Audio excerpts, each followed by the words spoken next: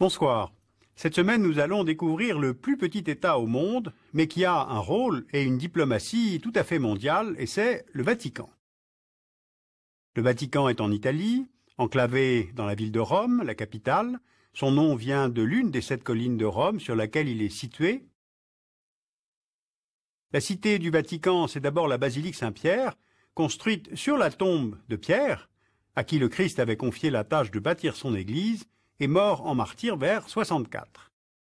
La basilique acquiert sa forme actuelle à la Renaissance, avec notamment les architectes Bramante, Michel-Ange. C'est la plus grande basilique au monde. Sa construction commence en 1506 et elle est consacrée en 1626 par le pape Urbain VIII.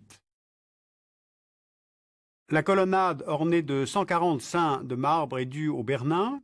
Elle s'ouvre sur la place Saint-Pierre et la basilique est entourée par la cité du Vatican proprement dite. On y trouve les appartements et le bureau du pape et de ses collaborateurs.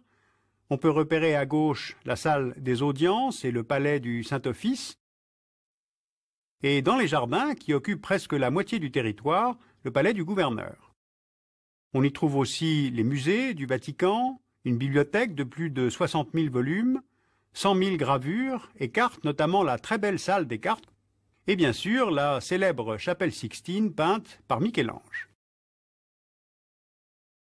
L'État du Vatican dispose d'une armée, c'est la garde suisse, qui est reconnaissable à son uniforme de la Renaissance, multicolore. La garde ne recrute que des Suisses catholiques pratiquants, âgés de moins de 30 ans, et prêts à se mettre au service du Saint-Siège pendant 2 ans. Sauf que cette garde suisse n'a pas pu empêcher le massacre de 147 gardes lors du sac de Rome par les lansquenets de Charles Quint le 6 mai 1527, ni lorsqu'on a tiré à bout portant contre Jean-Paul II le 13 mai 1981.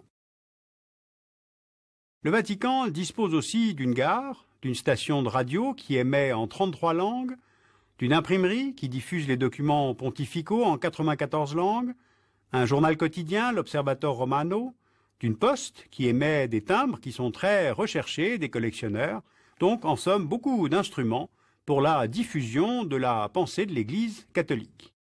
La monnaie en cours, c'est l'euro, mais le Vatican peut émettre ses propres pièces avec une face nationale.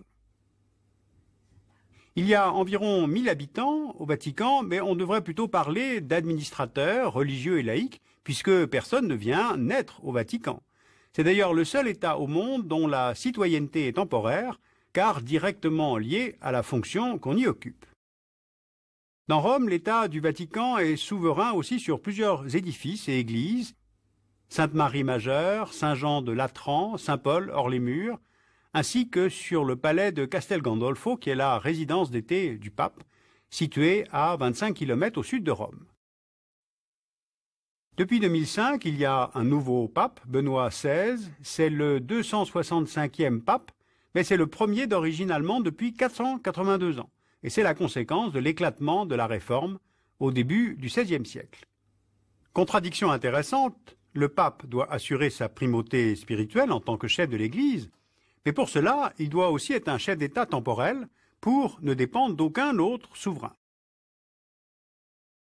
Au 8e siècle, après avoir soutenu puis sacré Pépin le Bref, roi des Francs, il obtient de Pépin des territoires autour de Rome, et de ce noyau romain, l'État pontifical va gagner au fil des siècles une partie de l'Italie centrale.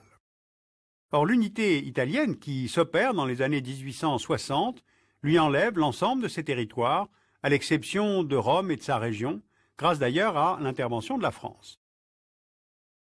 Mais en profitant de la défaite française face à la Prusse en 1870, les Italiens entrent dans Rome et annexent les derniers territoires pontificaux. Le pape Pie IX refuse alors cet état de fait, il se considère comme prisonnier au Vatican et demande en représailles aux catholiques italiens de ne pas participer à la vie politique. Alors ce différend entre l'Église et l'Italie est réglé en 1929 par les accords de Latran qui créent le Vatican en tant qu'État. L'État du Vatican constitue donc l'assise territoriale qui permet au pape d'exercer sa mission en toute souveraineté. Le Vatican est donc un État dont le Saint-Siège est le gouvernement, Mais c'est avant tout l'institution représentative de l'Église universelle catholique, la première religion du monde numériquement, avec 1,7 milliard de fidèles répartis sur les 5 continents. Le pape détient une légitimité historique, puisque au sein de la chrétienté d'Occident, il a plusieurs fois procédé à des arbitrages entre les souverains chrétiens. En 1494 est signé le traité de Tordesillas, selon un tracé que le pape Alexandre VI avait lui-même décidé.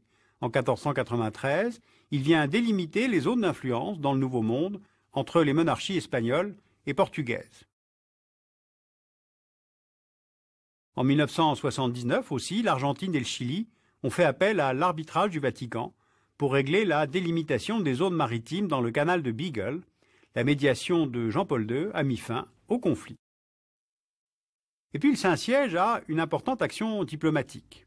La justice doit être à la base même des relations internationales, donc le Saint-Siège prône le respect de la Charte de l'ONU, le respect du droit international, pour tenter d'éviter que ce soit les plus forts qui imposent toujours leurs lois, d'où des relations diplomatiques avec 174 États, plus celles auprès des organisations internationales, l'UNESCO, le HCR, l'OMS, l'Union européenne.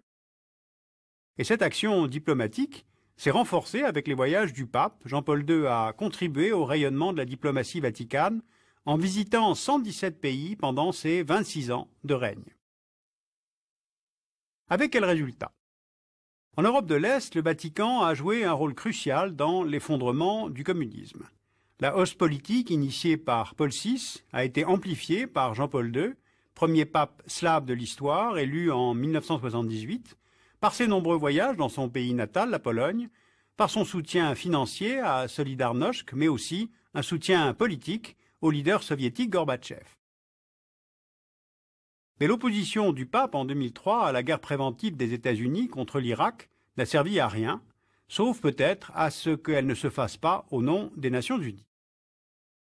Il y a eu aussi les rencontres d'Assise initiées en 1986, voulant rapprocher les religions par un sommet des représentants bouddhistes, hindouistes, catholiques, orthodoxes, juifs, musulmans. Et le premier voyage d'un pape dans un pays musulman fut au Maroc en 1985. Avec les Juifs, le rapprochement se concrétise par l'établissement de relations diplomatiques avec Israël en 1993 et un voyage en Terre Sainte en l'an 2000. Jean-Paul II, à Jérusalem, glisse un message dans le mur des lamentations et on dit que ce message vient au nom de l'Église demander pardon pour tous les crimes commis contre le peuple juif pendant les 2000 ans de christianisme. En revanche, le pape ne parviendra pas à se rendre en Russie. Le patriarche orthodoxe russe Alexis II reproche au pape d'envoyer des missionnaires en Russie et d'y établir de nouveaux diocèses. Il n'a pas pu non plus aller en Chine, où le Parti communiste s'inquiète de l'expansion de l'Église catholique, qui regroupe aujourd'hui quelques 15 millions de fidèles en Chine. Pour contrôler ce mouvement, Pékin a mis en place une association patriotique des catholiques chinois, que ne reconnaît pas Rome. Pékin voudrait aussi que le Vatican cesse de reconnaître Taïwan. Alors ce qui se négocie en ce moment avec le nouveau pontificat, c'est qu'en échange d'une visite en Chine de Benoît XVI, le Saint-Siège rompe ses relations diplomatiques avec Taïwan. Voilà, petit État, grande influence. Le catholicisme est la seule religion au monde à exercer un tel rôle dans les relations internationales, avec des effets induits qui vont bien au-delà du seul monde chrétien. Voilà, ce tour d'horizon sur le Vatican et la papauté reste très incomplet. Il permet de comprendre un tout petit peu de la mécanique de cet État petit, fermé, disposant d'une grande influence sur la scène internationale et qui est sans rapport avec sa superficie ou le nombre de ses divisions. Vous pouvez lire Le sac de Rome de André Chastel chez Gallimard. Vous pouvez avoir une vision synthétique de l'histoire de la papauté en lisant le livre dirigé par Yves-Marie Hilaire au Seuil, et puis une vision de l'histoire politique en lisant Les espions du Vatican de Napoléon à la Shoah, par David Alvarez aux éditions du Nouveau Monde. Vous pouvez maintenant, je vous le signale, télécharger les émissions du Dessous des cartes en allant sur artevod.com pour retrouver ces références ou retrouver l'émission.